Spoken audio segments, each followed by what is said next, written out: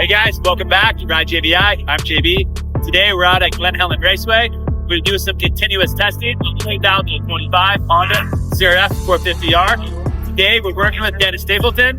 He's a well-known professional rider, also known for his testing services with Honda, Motocross action, and Spec racing. So we're looking forward to working with him today and sharing with you his feedback.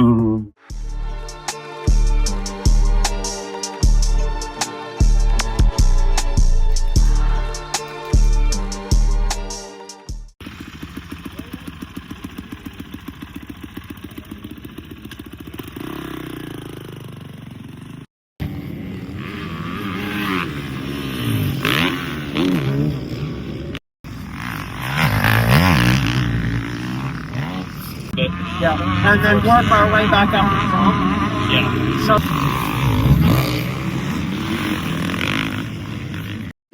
we just got done working with Dennis Stapleton. He got to spend some laps on our JBI Spec Motocross setup for the 2025 Honda CRF450R. It had stock spring rates inside of it. Efforts must have been done. Valving mods have been done to the forks. Shock is stock on the bike with the stock shock spring as well. Dennis, what is your height and weight? I'm 5'11", okay, 178 pounds without gear right now. 25 Honda, I spent a lot of time on it. Just got done racing in that World Bet. I'm pretty pleased with the stock shock. I don't really have a problem. It's firm enough for me to ride Glen Helen, most of the local tracks in Southern California. But the stock fork at my riding ability and weight just has too much pitch. It's just a little bit too soft. I can bottom the fork pretty easy. Today we bolted on the fork, and immediately the holdup was really good, and the mid fork feel was really plush, which was nice. Gave it really good hand comfort when the shock was squatted or on gas, and the bike felt really flat, which was nice. Allowed it to turn in.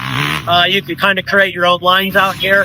So definitely an upgrade, quick, easy, cheap, affordable, slap on a valving set with forks as shock, like I said, works great. So overall, I was really pleased with it. So how do we get better what we have now? I mean, how do we better personalize these forks using? People don't realize a lot of people from my group have rode so much air forks, so we're really used to the tall fork feel. And I've always kind of searched for that over the years. My generation would be way too stiff. Forks would be tall, shock would be squatted out. The new bike doesn't really like the shock to be lower with the new linkage and the shock setting.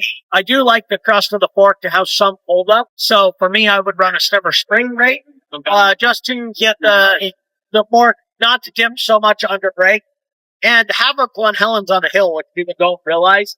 The whole far side where the hills are, even if you're on the lower portion, it's either on an angle or you're always putting the fork under some kind of load. So I would just have the fork set up just a little higher, so I could run anywhere from 103 to 97 sack, depending on traction and track conditions. Today we're a little bit dry, a little bit square edge.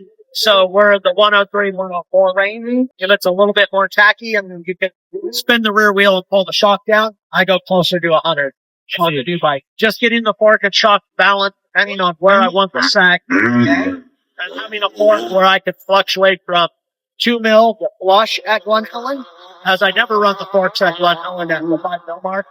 Or stable, and obviously the Honda doesn't have a turning issue. So for me, I never need that 5 mil fork length for turning. So 2 to flush here, depending on track conditions. Dry, definitely flush. Wet, loamy, where the front end has a lot of grip. I usually run my forks at 2 mil here. So just trying to find the balance so I don't have to go that far out of standard range. So the bike works very similar to stock. I see. Really good insight, man, especially from Dennis with all the time he has on us. It sounds like we're off to a good start with our 25 Spec, and we'll probably do another video with us putting in some firmer fork springs to get some more feedback from them. So thanks for tuning in, guys. All JBI suspension services and parts can be found at JBI.